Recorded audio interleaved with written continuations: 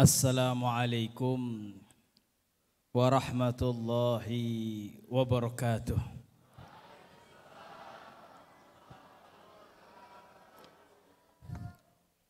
Masya Allah, yang hadir banyak tapi jawab salamnya kok agak lemes ini. Ini belum makan malam apa? Sudah malah, waduh. Diulang lagi boleh ini. Diulang lagi boleh salamnya. Jawabnya semangat ya. Mudah-mudahan yang jawab salamnya semangat, uangnya banyak.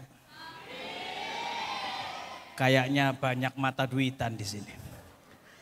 Assalamualaikum warahmatullahi wabarakatuh.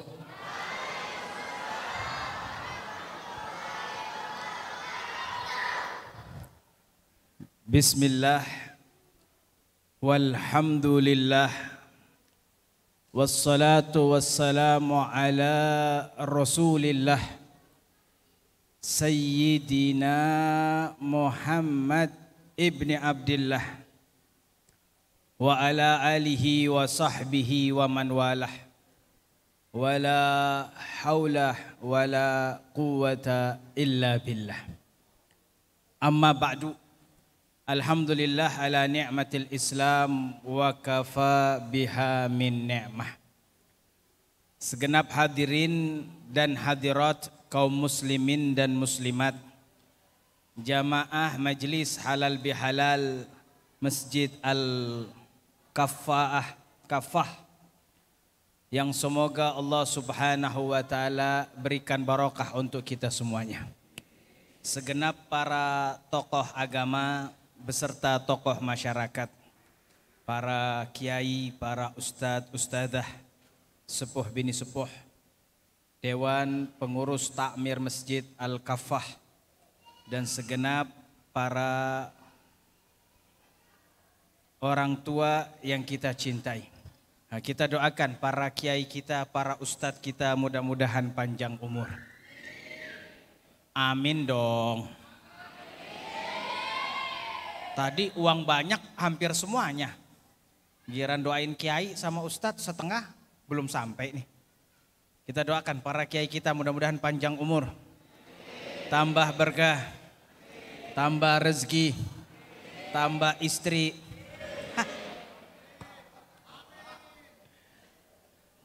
Ini tempatnya daerah mana ini? Hah? Tamalaga. Legenda. Ini masyarakat legenda luar biasa. Orangnya bagus-bagus. Kiai tambah istri, amin. Alhamdulillah lagi. Hadirin yang saya cintai karena Allah Subhanahu wa taala. Luar biasa. Saya bangga dan bahagia bisa jumpa dengan saudara-saudara seiman dalam rangkaian acara halal bihalal. Zikir bersama, sholawat bersama, bertatap muka, silaturahmi. Kita berharap perkumpulan semacam ini perkumpulan yang istimewa, sesuai dengan apa yang disabdakan Nabi Muhammad sallallahu alaihi wasallam. La yaq'uduna qauman yadhkurunallah illa huffathumul malaikah wa ghashiyatuhumur rahmah wa nazalat alaihimus sakinah wa dzakarallahu fi man indah. Rasul sallallahu alaihi wasallam bersabda tentang perkumpulan kita ini dengan mengatakan, tidaklah duduk sekelompok manusia mengagungkan Allah, memuliakan Allah, zikir lisan basah karena salawat dan salam kepada Rasulullah, melainkan Allah turunkan malaikat yang banyak. Ini saat ini manusia yang hadir banyak, tapi malaikat yang hadir lebih banyak. Percaya? Percaya? Percaya? Alhamdulillah. Karena sudah percaya maka ceramah cukup sampai di sini. Katanya sudah percaya. Saya sebelum selesai mondok saya punya kiai titip pesan. Reza, nanti kalau engkau terjun ke masyarakat ceramahi umat sampai percaya. Jadi tugas penceramah itu biar umat percaya. Kalau umat sudah percaya berarti ceramah selesai. Betul? Billahi taufik wal hidayah. Ngomong betul begitu ditutup ketawa. Ini ngeledek apa ngajak berantem? Percaya apa belum? Belum. Kurang ajar. Hadis Nabi kok nggak percaya? Kita percaya saat ini malaikat yang hadir memang banyak. Tapi kan kita bertanya-tanya, ini malaikat hadir ke sini untuk apa? Mau apa? Karena kita manusia yang hadir jelas. Nggih. Loh, minta maaf. Ini saya pakai nggih nyambung apa ora? Ini orang Jawa ada sini. Banyak. Jawa Tengah. Banyak. Tegal. Keneng. Kalau pakai bahasa ngapa ke paham apa ora? Paham nyong. Wah kayak wong Tegal kayong. Alhamdulillah. Alhamdulillah. Kita di sini datang jelas, ada yang datang niat zikiran. Betul. Ada yang datang niat sholawatan, leres. Ada yang datang niat silaturahmi. Bahkan tidak sedikit di antara kita hadir malam hari ini niatnya ngalap berkah. Nggih. Nggih. Kita jelas hadir ke sini. Lah malaikat ke sini mau apa? Ya mudah-mudahan malaikat yang datang bukan malaikat Israel. Kayongnya medeni gue. Kita bertanya, Nabi yang jawab. Nabi menjawab dalam nasihatnya, ghasyiyat umur rahmah. Malaikat hadir di perkumpulan kita malam hari ini untuk membagi-bagikan rahmat Allah. Nah, ini sekarang semuanya lagi kebagian rahmat Allah. Alhamdulillah. Cuman kan kita bertanya-tanya rahmat Allah apa? Tatasawwaru ala hawaijin nas wala hududu fiha. Rahmat Allah itu tidak ada batasannya. Masuk surga bagian dari rahmat Allah. Selamat dari siksa api neraka bagian dari rahmat Allah. Bahagia rumah tangga bagian dari rahmat Allah. Bahkan hajat yang dikabulkan oleh Allah itu bagian dari rahmat Allah subhanahu wa ta'ala. Hajat, Bu, Pak, bisane sejen ke? Bisanya beda antara laki-laki dan perempuan. Bu, kayaknya empuk. Pak, sampean ini jawab apa ngebentak? Kita kan yang hadir sini punya hajat. Betul nggih? Hadir sini punya hajat nggih? Nah, ngomong-ngomong tentang hajat saya mau tanya, laki-laki sama perempuan hajatnya banyakan mana? Itu sepakat kita. Laki-laki dan perempuan hajatnya banyakan perempuan. Kalau tidak percaya ya sedikitlah kita teliti untuk nambah-nambah senyuman. Saya mau tanya laki-laki di rumah pecinya ada berapa? Nah itu yang nyaut istrinya 2. Padahal hakikatnya mah 1. Kalaupun 2 tunggu lebaran. Ah begitulah kita laki-laki. Hajat kita sedikit, hajat perempuan banyak. Kita punya peci 1. Ya kalau kita lagi pengen-pengen nambah 2. Banter-banter paling banyak 1. Sudah 1 yang dipakai tahlilan yaitu. Dipakai maulidan yaitu. Dipakai jamiahan yaitu. Dipakai majlisan yaitu. Bahkan dipakai jumatan yaitu. Hebatnya sudah warna hitam itu terus 3 tahun gak diganti-ganti. Sampai yang awalnya hitam berubah menjadi kecoklatan. Itu kita laki-laki peci cukup 1. Perempuan? Hah?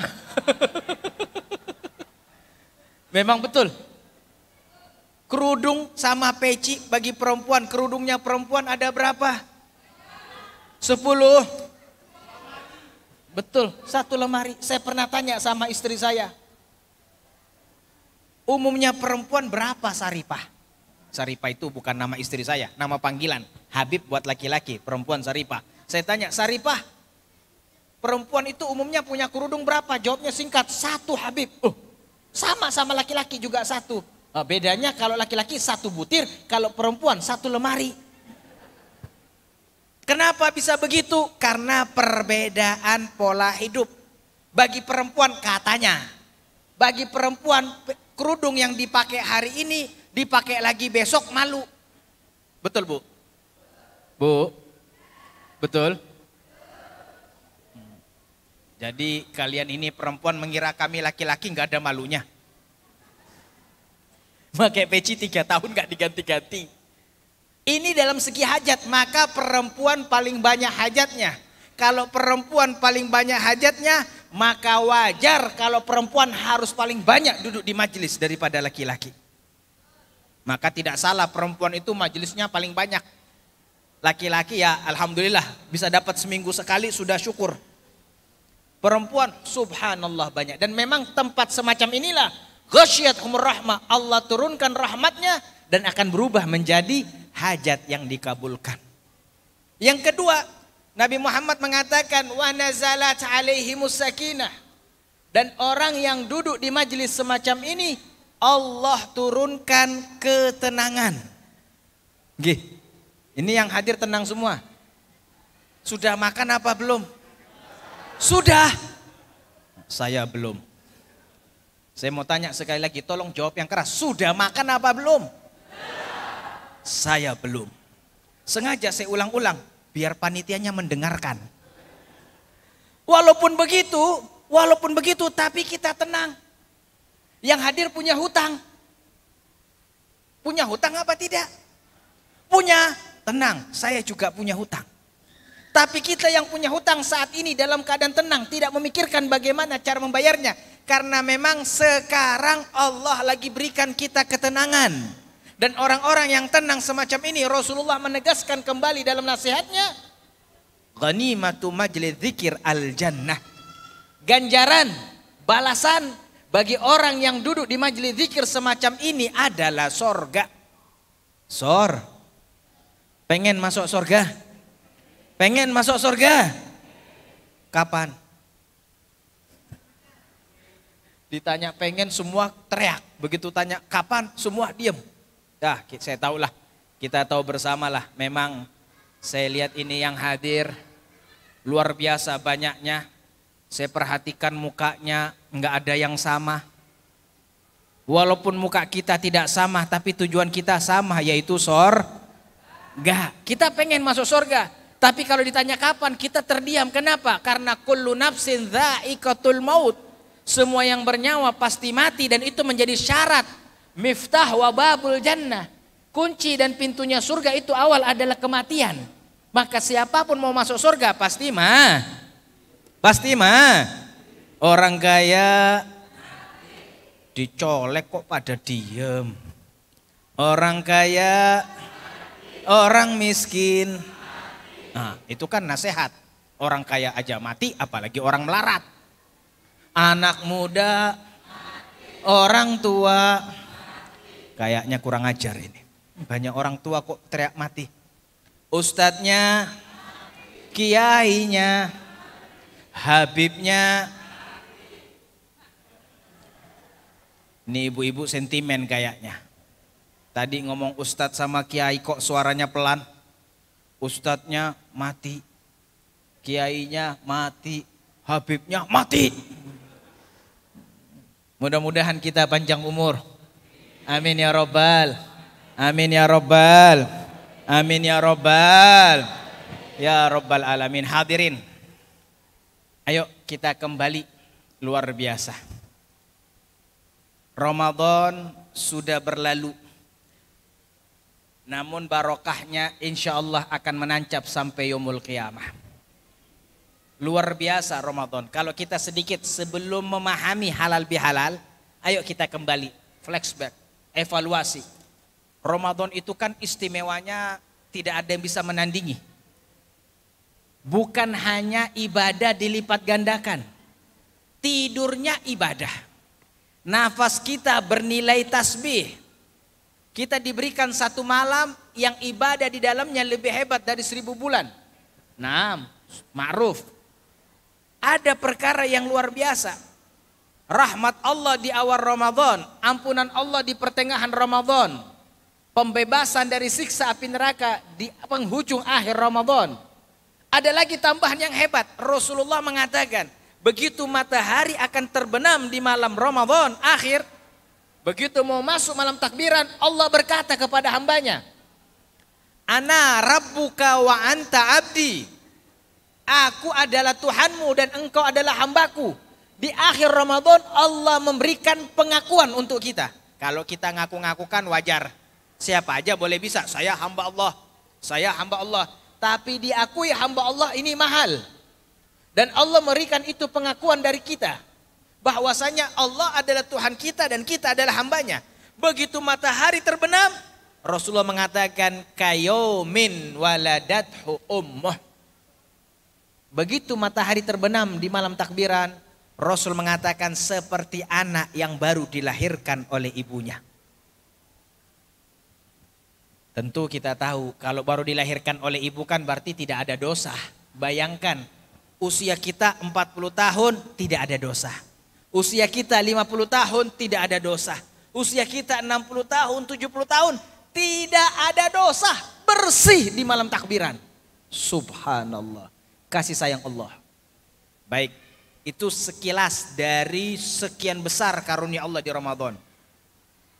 Hebatnya Ramadan semacam itu hadirin. Hebatnya Ramadan semacam itu tidak bisa didapatkan dengan cuma-cuma. Rasul titip pesan buat kita. Bahwasanya kehebatan Ramadan semacam itu didapatkan bagi orang yang tidak termasuk dalam dua golongan. Hakikatnya orang-orang yang sukses di Ramadan, yang berlebaran, minta maaf nih. Yang berlebaran itu siapa? Yang sudah ibadah di Ramadan dan di malam takbiran begitu matahari terbit di hari raya Idul Fitri, ada pada golongannya terbebas dari dua hal.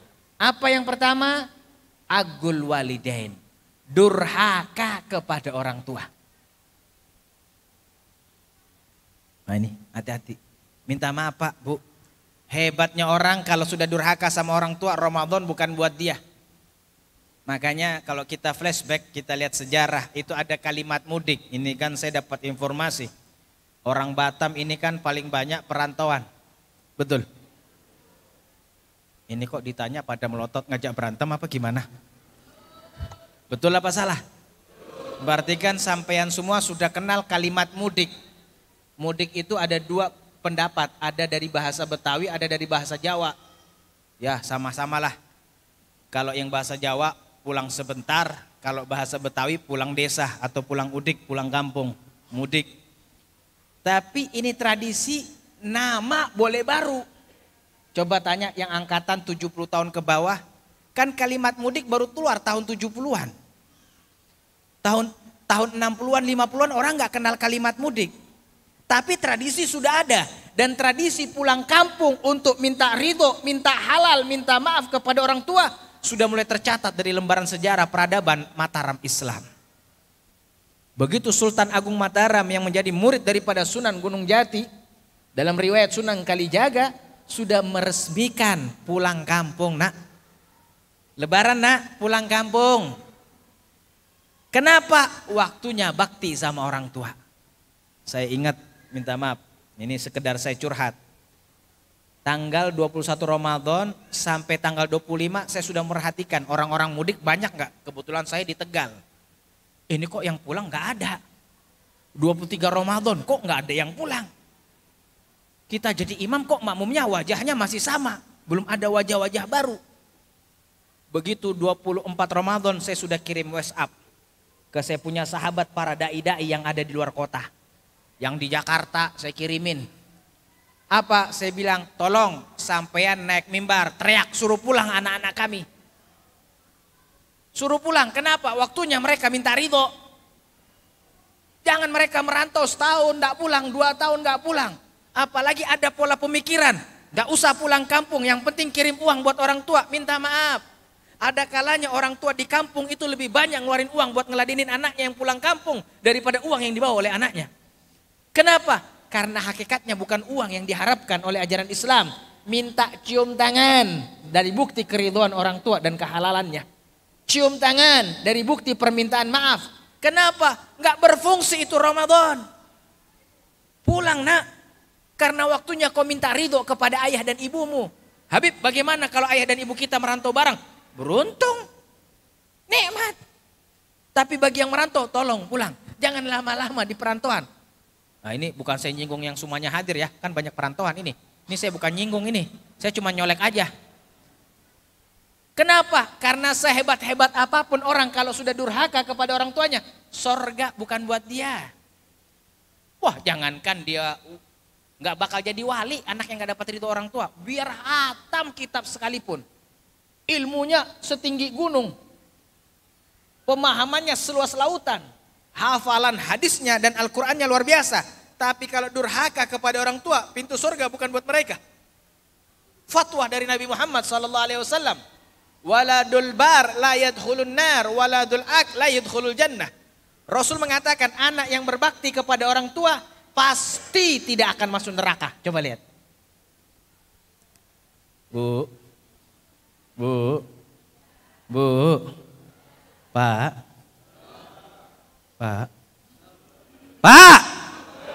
kesampean dipanggil ngajak gelut temenanan kayongnya.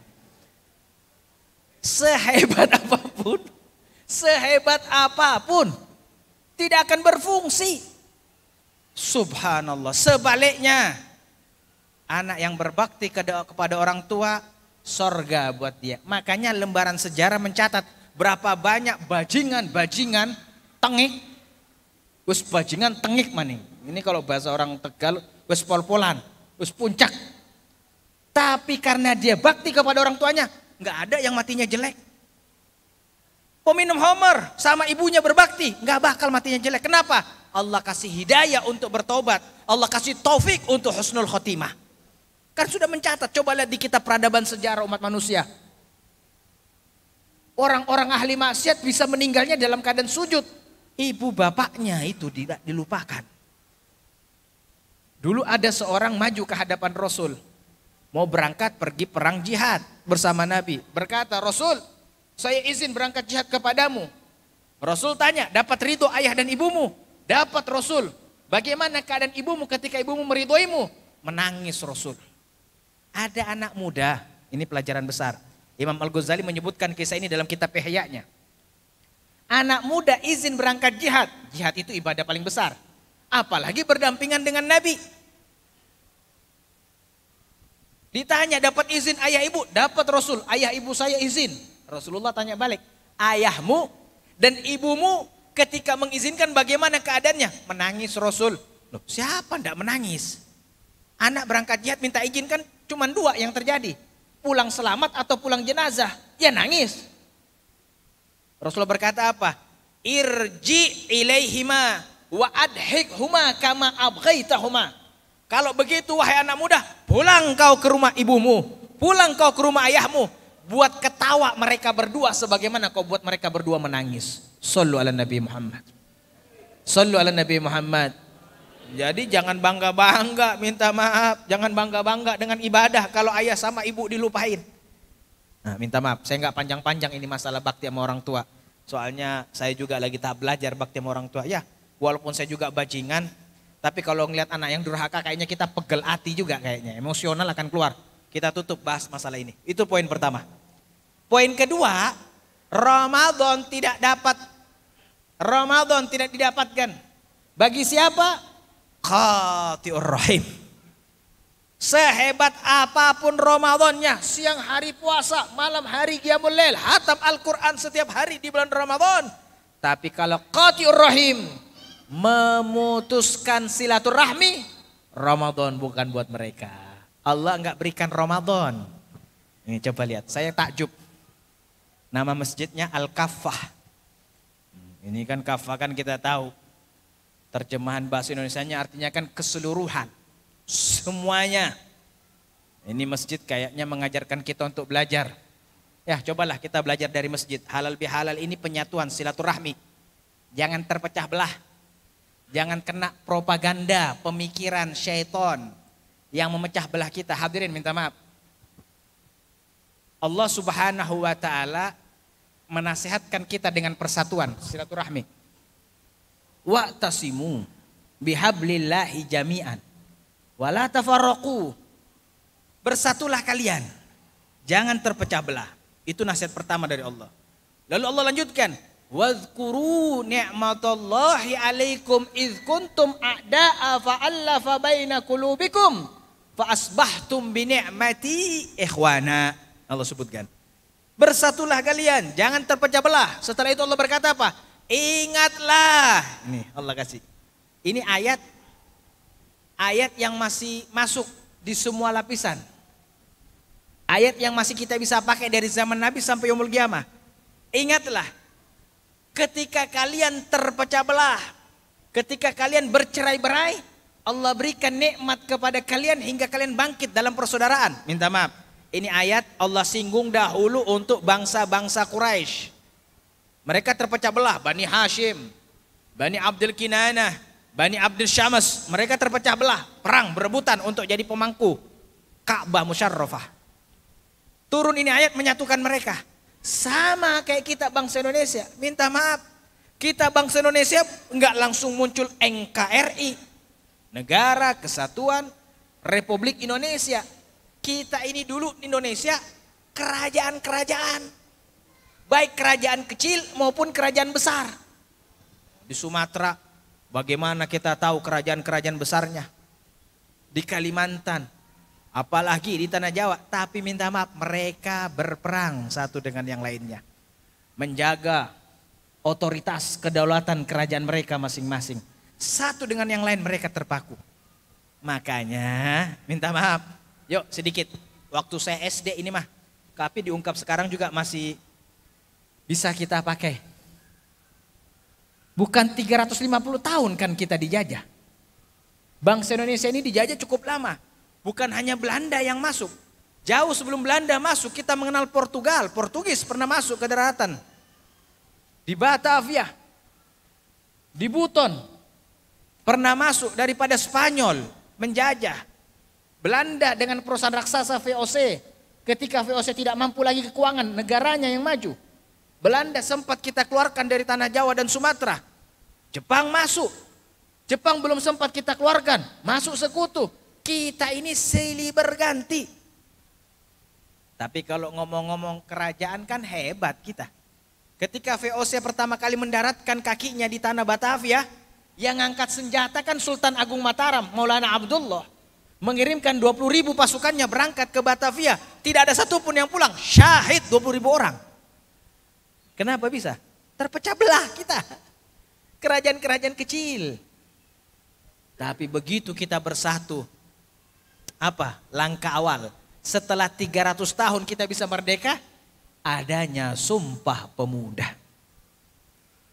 Berbangsa satu, bertanah air satu, berbahasa satu. Ketika kita bersatu, tidak ada lagi berkata saya dari raja ini, saya kerajaan ini, saya nggak ada. Belanda bisa kita usir, hadirin. Indonesia merdeka ini nikmat dari Allah, bukan hadiah seperti bangsa-bangsa yang lain. Bangsa-bangsa yang lain hadiah dari penjajah. Tapi kalau kita, darah taruhannya, nyawa dikorbankan, kita bersatu hadirin. Maka uzkur nikmat Allah. Ingat, jangan terpecah belah. Ayo kita belajar sejarah. Halal bihalal. Ini masih sejarah nih. Ketika 45 diumumkan kemerdekaan, memang kita langsung merdeka secara mutlak. Kan perang saudara terjadi. Begitu merdeka, kerajaan-kerajaan kecil sudah mulai memajukan rajanya. Perebutan tahta. Mulai lagi perebutan Perdana Menteri. Waktu dulu masih ada Perdana Menteri. Perebutan menteri-menteri. Semua pengen jadi menteri. Akhirnya perang saudara terjadi. Satu dengan yang lain saling zalim, saling ganggu, saling bunuh. Presiden kita Bung Karno bawa beban pikiran, ini bagaimana caranya? Merdeka didapat tapi kok masih perang. Akhirnya Bung Karno mengundang para ulama dari semua lapisan masyarakat, termasuk dari kalangan ulama, baik itu Nahdlatul Ulama, baik itu Muhammadiyah, baik itu Serikat Islam, baik itu Persis, diundang semuanya. Al-Khairiyah, Jamiatul Khair, Robitatul Alawiyah, diundang semuanya, hadir kumpul. Bung Karno bilang, bagaimana ini merdeka kita dapatkan kok perang saudara terjadi? Adakah solusi dari para ulama? Ulama berkata, ya sudah, buat perdamaian. Kiai Wahab Asbullah mengatakan, Pak Presiden, kalau memang kita saling ganggu, saling zalim, saling bunuh, maka buatlah persatuan. Buat konsolidasi nasional. Dulu disebutkan konsolidasi Nusantara. Buat perdamaian. Oh bagus. Itu memang yang saya harapkan Pak Yai. Terus kita kasih nama apa Pak Yai? Silaturahmi Akbar Nusantara. Kata Bung Karno, minta maaf Pak Kiai. Kayaknya silaturahmi akbar itu sudah sering. Ya kita tahu bersama lah. Bung Karno kan presiden nyentrik. Oh, saya pengen nama yang baru Kiai. Jangan pakai nama yang orang udah pakai. Oh baik. Ada Pak Presiden. Apa? Pak Presiden membunuh haram, dibalas bunuh haram. Menzolimi haram, dibalas zolim haram. Mengganggu haram, dibalas ganggu haram. Haramun biharamin. Nggak boleh. Kita balik aja Pak Presiden. Halal bihalal nasional. Apa itu? Dari haram berubah menjadi halal. Haramun biharamin, haram dibalas dengan haram. Kita rubah menjadi halalun bihalalin, halal bihalal. Wah, Presiden bilang ini baru nih. Baru, ini namanya bid'ah hasanah. Perkara yang belum pernah ada di Indonesia, bahkan dalam Islam. Halal bihalal. Presiden nanya, ini bahasa mana? Oh bahasa Arab, tapi orang Arab nggak paham.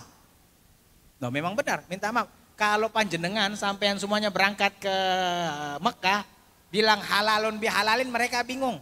Lah kita aja kalau terjemahan bahasa Indonesia, halal itu kan boleh. Bi dengan, halal boleh. Boleh dengan boleh. Sampean paham? Mumet ya.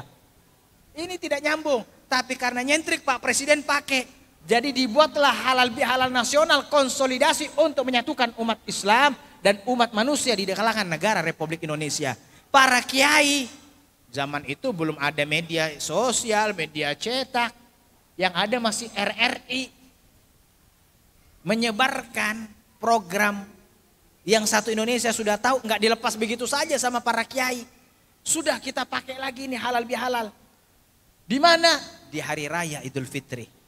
Karena Ramadan itu perlu silaturahmi tersambung, maka kita buatlah halal bihalal. Apa itu? Saling halal menghalalkan. Walaupun terjemahan bahasa Arabnya tidak bisa dimaklumi, namun filosofinya yang diharapkan saling ridho meridhoi, saling maaf memaafkan, saling halal menghalalkan. Amin ya robbal, amin ya robbal. Nah ini kan sekilas sekelumit dari sejarah. Faham ge? Faham ge? Faham? Nah, yang faham boleh pulang duluan. Yang belum duduk sini kita lanjut lagi. Maka pentingnya itu persatuan. Hadirin, persatuan penting. Coba ayo kita flashback. Mungkin di Batam nggak terlalu panas. Kami di Jawa ini kerasain panasnya. Kita ini selalu persatuan kita mau dipecah belah. Karena orang-orang musuh Islam sudah berkata, farriq tasuk. Mereka berkata begitu. Pecah belah umat Islam, kalian akan bersatu. Kita dipecah belah. Mulai kata kita dipecah belah antar suku. Kita dipecah belah antar provinsi. Ntar dipecah belah lagi atas nama partai. Dipecah belah lagi atas nama kelompok, dipecah belah lagi sampai sekarang kita lebih heran lagi dipecah belah atas nama madhab. Wah ini tambah parah. Kita Masya Allah. Yuk sudah kesampingkan. Ayolah kita lihat ini masjid. Kan gak enak kalau semuanya kaca. Betul? Ini kok ditanya betul yang jawab orang tua? Betul? Ini kan masjid kacanya banyak. Andaikan semua kaca kan kurang tepat. Wah Masya Allah. Dia punya granit ini. Luar biasa. Coba kalau semua masjidnya granit. Kurang bagus. Karpet temboknya nggak bagus. Udahlah. Kaca nggak apa-apa ada. Tembok boleh aja ada. Karpet silahkan. Kenapa? Karena memang perbedaan itu ada. Maka berbeda kelompok tidak apa-apa. Berbeda suku tidak ada masalah. Berbeda partai boleh-boleh saja. Berbeda madhab, no problem. Kan kita malu sama orang dulu. Ada kisah nih sedikit nih, ini suka saya gaungkan di mana-mana. Saya hobi sejarah. Dulu ada kisah Kiai Ahmad Dahlan mau silaturahmi ke Kiai Hasyim Asy'ari. Kiai Ahmad Dahlan ini kan orang Jogja. Pencetus organisasi Muhammadiyah. Dalam mazhab Muhammadiyah, beduk itu nggak boleh. Mau berkunjung ke tempat yang memperbolehkan beduk. Kiai Hasyim Asy'ari. Maka Kiai Hasyim Asy'ari perintahkan satu Jombang. Tolong beduk-beduk yang ada di masjid dan musola sembunyikan. Kenapa Pak Yai? Kiai Ahmad Dahlan mau datang. Beliau berfatwa beduk nggak boleh. Kita hormati fatwanya. Masya Allah. Satu Jombang beduk nggak ada. Biasanya beduk bisa 2, bisa 3. Ini beduk habis di masjid, di musola, disembunyikan semuanya di gudang-gudang. Kiai Ahmad Dahlan ngelihat masjid, kok masjid nggak ada beduk? Katanya yang Jombang tempatnya beduk. Begitu sampai rumah Kiai Hasyim Asy'ari, temu kangen, apa kata Kiai Ahmad Dahlan? Kiai Hasyim Asy'ari, saya rasa Jombang ini bukan tempatnya NU. Loh, kok kenapa bisa? Nggak ada beduk, jangan-jangan Jombang ini Muhammadiyah. Senyum Kiai Hasyim Asy'ari. Padahal Kiai Ahmad Dahlan tahu Kiai Hasyim Asy'ari lagi menghormati pendapat beliau. 6 bulan kemudian, dalam riwayat 8 bulan kemudian, Kiai Hasyim Asy'ari kirim surat ke Jogja. Saya akan berkunjung di Jogja. Itu Kiai Ahmad Dahlan keluarin perintah. Di Jogja nggak ada beduk. Karena beliau tidak mensunnahkan beduk. Kiai Ahmad Dahlan berkata, masjid musola satu Jogja pasang beduk.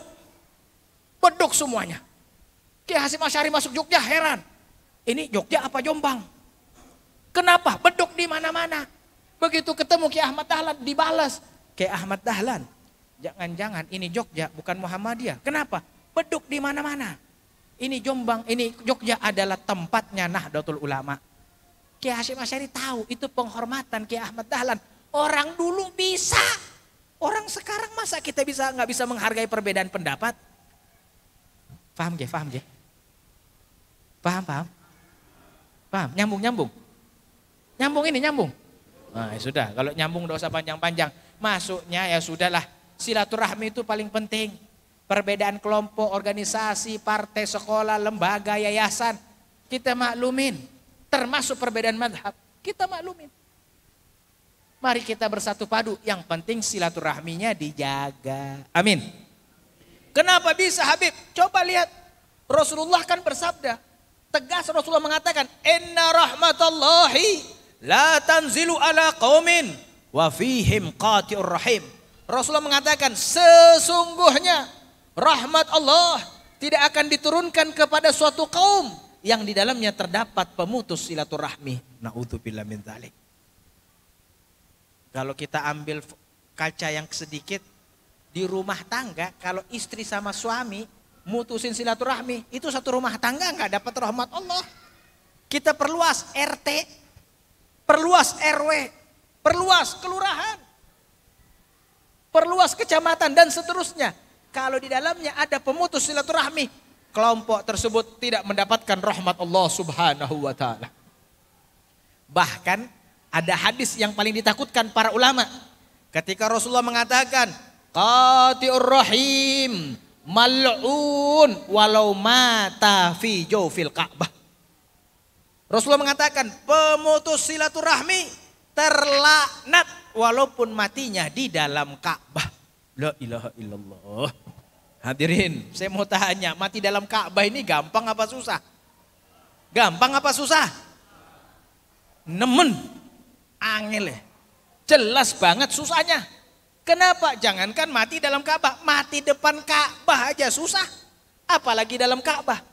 Tapi biarpun ada seorang mati di dalam Ka'bah, kalau dia memutuskan silaturahmi, minta maaf, kekeramatan Ka'bah, mukjizatnya Ka'bah, mulianya Ka'bah, keagungan Ka'bah tidak berguna, tidak bermanfaat, tidak berfungsi bagi orang yang memutuskan tali silaturahmi. Sallu ala Nabi Muhammad.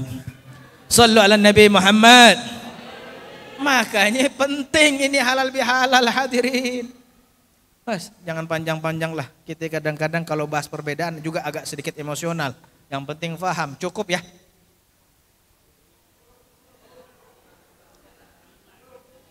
Hah? Cukup ya? Lanjut.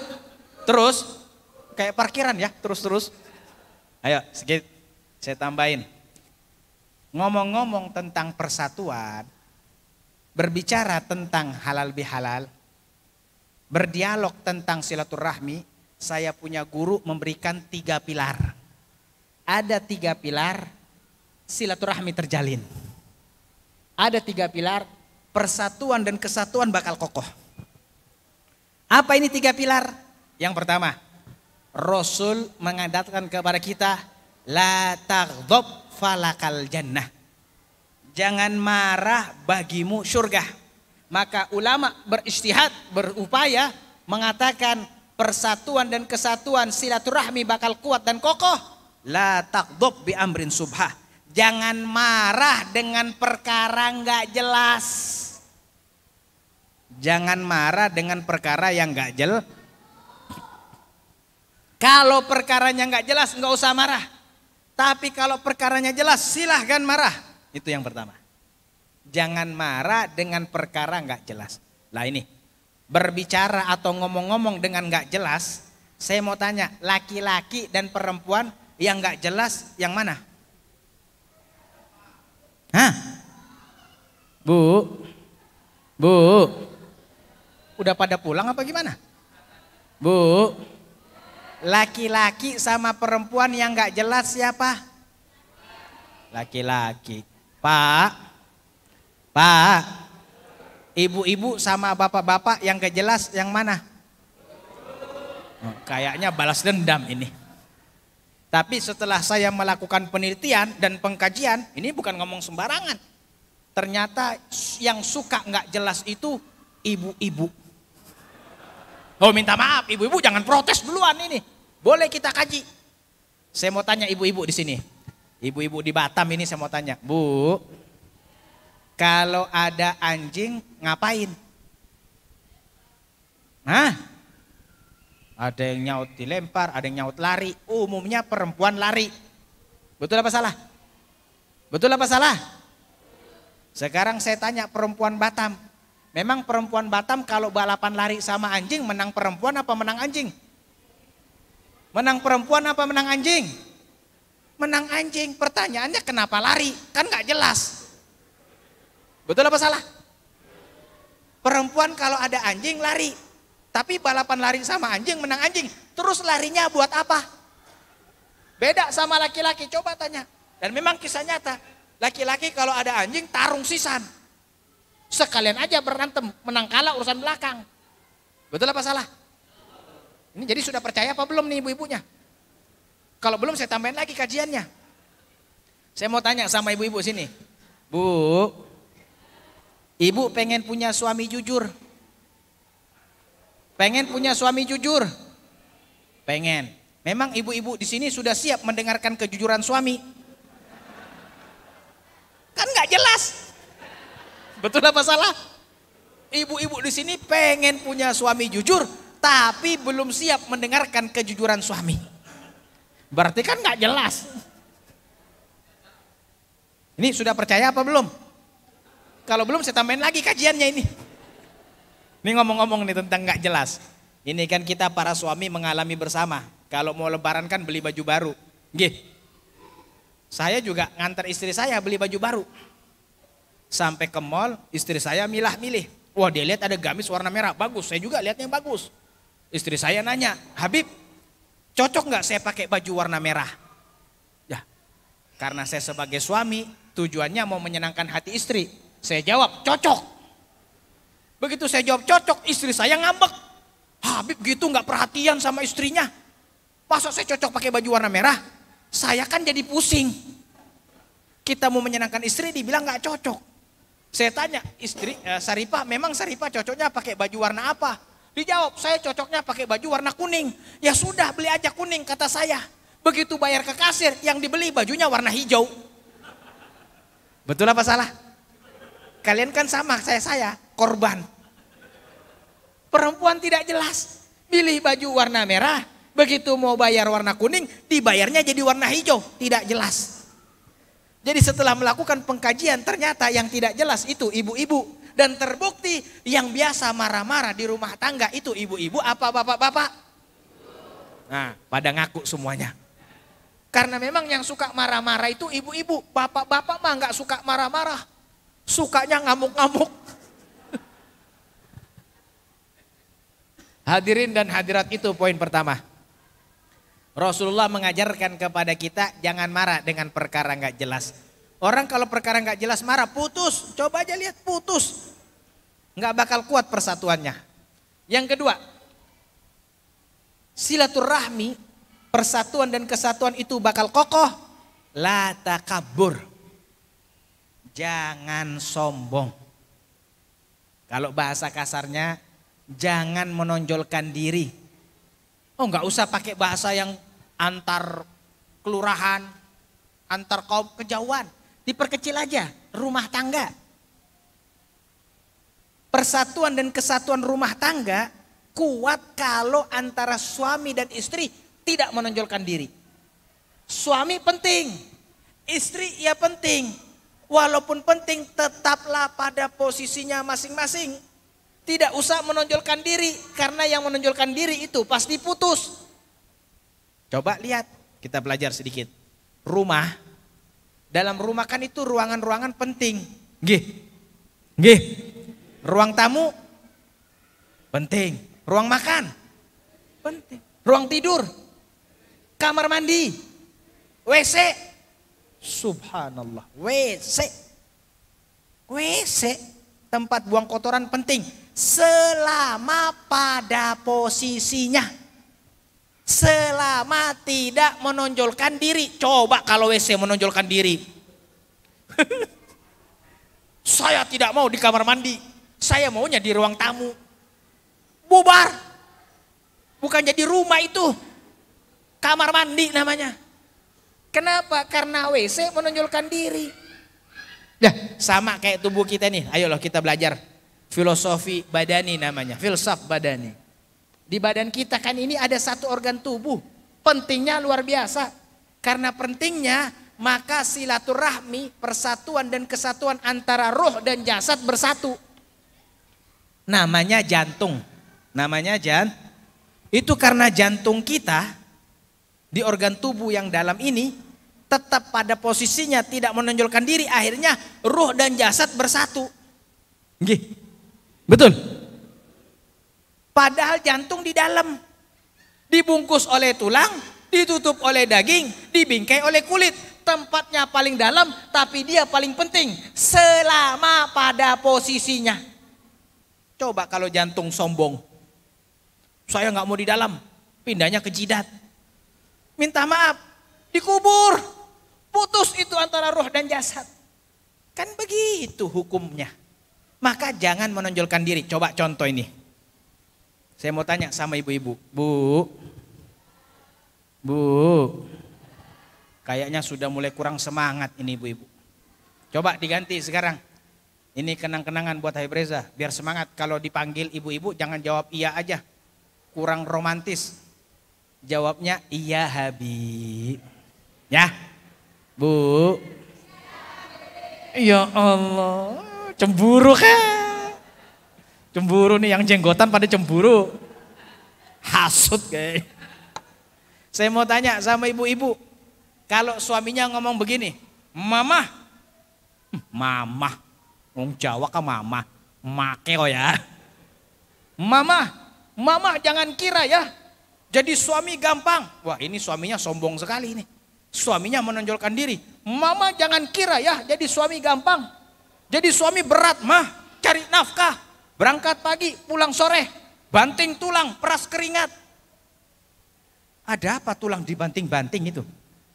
Saya mau tanya sama ibu-ibu, kalau suaminya ngomong seperti itu sombong, menonjolkan diri. Saya mau tanya sama ibu-ibu di sini, itu kalimat enak apa enek? Saya ulang sekali lagi, enak apa enek? Nah, tuh Pak, dengarkan Pak, enek Pak. Kenapa? Menonjolkan diri. Tapi kalau rendah hati, tawadhu, subhanallah, nikmatnya luar biasa. Terakhir, kayaknya sudah jam 10 ini. Jam 10 lebih 1, sebagaimana saya ungkapkan tadi. Kalian sudah makan, saya belum makan. Masya Allah, terima kasih banyak. Ini Haji Dede dengan istri tercintanya, Ustazah Khairiyah, Ibu Ita, menjadi wasilah saya bisa menginjakkan kembali ke kota Batam. Sebenarnya pondok pesantren di Jawa sudah mulai belajar mengajar. Kurang tahu. Padahal sebelum Ramadan saya diimbok oleh salah satu tim daripada Pemkot Batang akan mengadakan acara. Saya nggak bisa. Kok Haji Dede imbok kok jadi bisa? Nah, kita doakan mudah-mudahan Haji Dede Allah berikan panjang umur, sehat afiah, barokah dunia akhirat. Amin ya rabbal, amin ya rabbal alamin. Terakhir, untuk pilar persatuan dan kesatuan, minta maaf. Silaturahmi itu bukan ibadah yang singkat, Pak. Sholat 5 menit. 5 menit setiap harinya. Setiap satu jenis sholat. Puasa 1 bulan setahun sekali. Haji sekali seumur hidup. Itu semua ibadah singkat. Silaturahmi itu ibadah, salah satu ibadah yang paling panjang. Dari orang baligh sampai dia meninggal, wajib untuk menjaga silaturahminya. Dari baligh sampai meninggal. Kalau dia berumurnya 50 tahun, berarti ada 35 tahun. Baligh umur 15 tahun contohnya. 35 tahun dia wajib untuk setiap detiknya menjaga silaturahminya. Kalau umurnya 50, kalau umurnya 60, 70, 80, puluhan tahun sampai nyawanya dicabut oleh Allah, dia wajib menjaga silaturahmi. Terus silaturahmi mau dijaga pakai model apa? Jasad. Nah, minta maaf Pak, jasad kita kan kekuatannya laki-laki, minta maaf. Jasadnya laki-laki berapa lama kuatnya? Kuatnya jasad laki-laki berapa lama? Oh, umur 20 tahun menuju 30 tahun lagi kuat. 30 menuju 40 lagi kuat-kuatnya. 40 menuju 50 lagi turun kekuatannya. 50 menuju 60 tinggal sedikit. 60 menuju 70 tinggal ampas. Maka tidak bisa diadakan andalan. Jasad laki-laki sama juga kayak perempuan. Minta maaf, perempuan mau ngandalin silaturahmi dengan jasadnya. Oh, dengan rumah tangga aja jasad nggak bisa dijadikan andalan.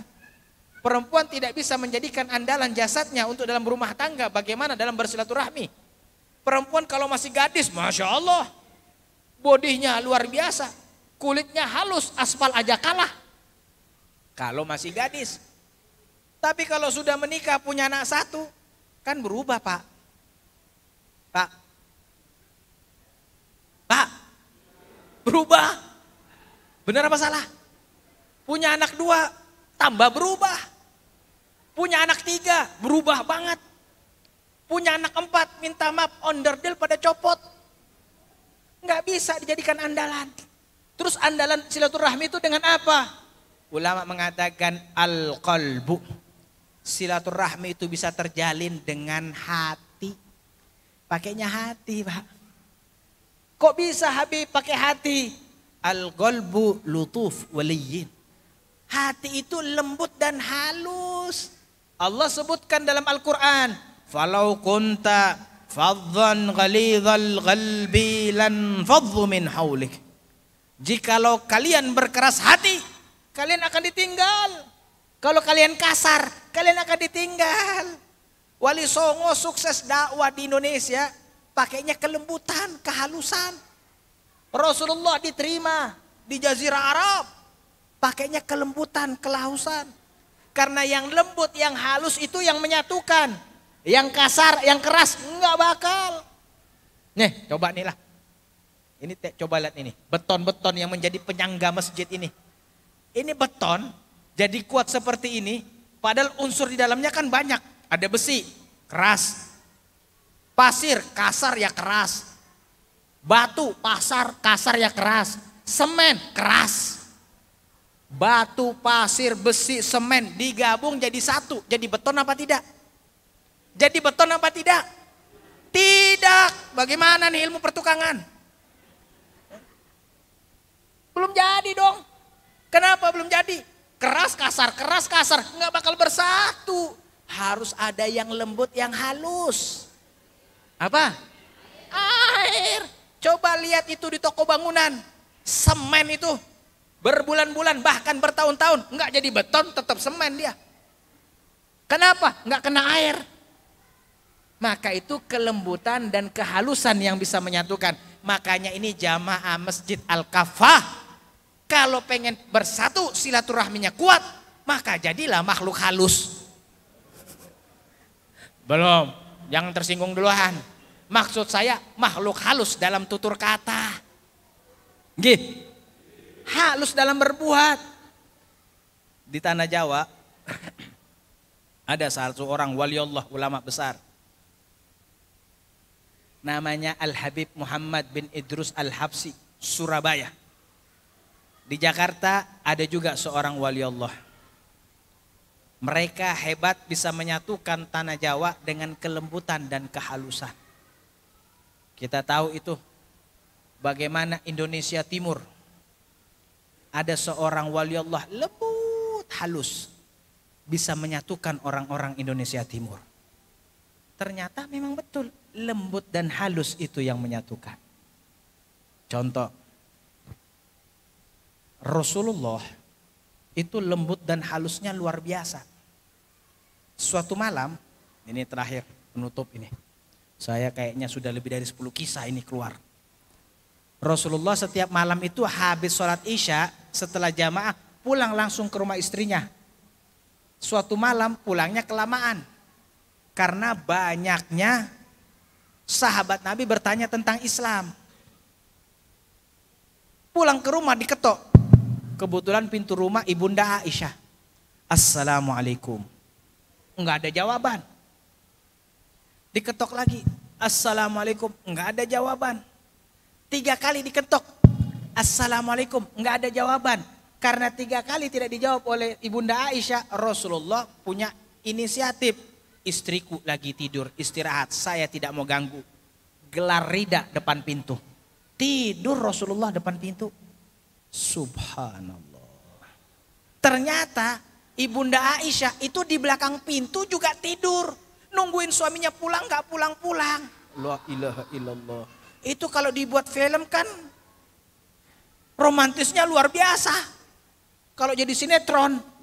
Rasulullah di depan pintu gak mau ganggu istri. Istri di belakang pintu nungguin suami gak pulang-pulang. Lembutnya luar biasa. Begitu menjelang subuh Ibunda Aisyah kaget lihat suaminya depan pintu. Buka langsung pintunya. Pintunya dibuka, Rasulullah kaget. Bangun tidur. Langsung Rasulullah yang pertama kali ngucap kalimat. Samihni ya Humairah. Begitu pintu dibuka lihat istrinya buka pintu. Rasulullah yang pertama kali ngucap.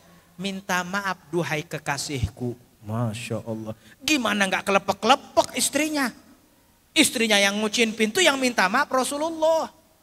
Itu istrinya, itu suaminya Ibunda Aisyah Rasulullah. Coba kalau kita Pak. Kalau kita gimana urusannya? Assalamualaikum. Enggak ada jawaban. Kedua suara naik. Assalamualaikum. Ketiga udah bukan suara naik. Pintu udah digobrak. Betul apa salah? Alhamdulillah ngaku. Kenapa? Karena Rasulullah lembut dan halus jauh sama kita. Ibunda Aisyah mengatakan apa? Kalau cinta kepada Rasulullah karena Rasulullah wajar. Ya. Ibunda Aisyah cinta kepada Rasulullah wajar karena Rasulullah. Apa jawaban Ibunda Aisyah? Aku cinta kepada Rasulullah selain dia Rasulullah karena kelembutannya. Halus. Makanya Rasulullah wafat itu kepala Rasulullah berada di atas paha Ibunda Aisyah. Romantisnya. Rasulullah wafat. Kepala Rasulullah berada di pahanya Ibunda Aisyah. Dalam keadaan rambutnya yang dibelai. Subhanallah. Coba di mana ada mati begini? Nah, ada nggak orang meninggal begitu lagi dibelai sama istrinya? Yang ada zaman sekarang orang meninggal dibelai sama Israel. Susah mati begitu.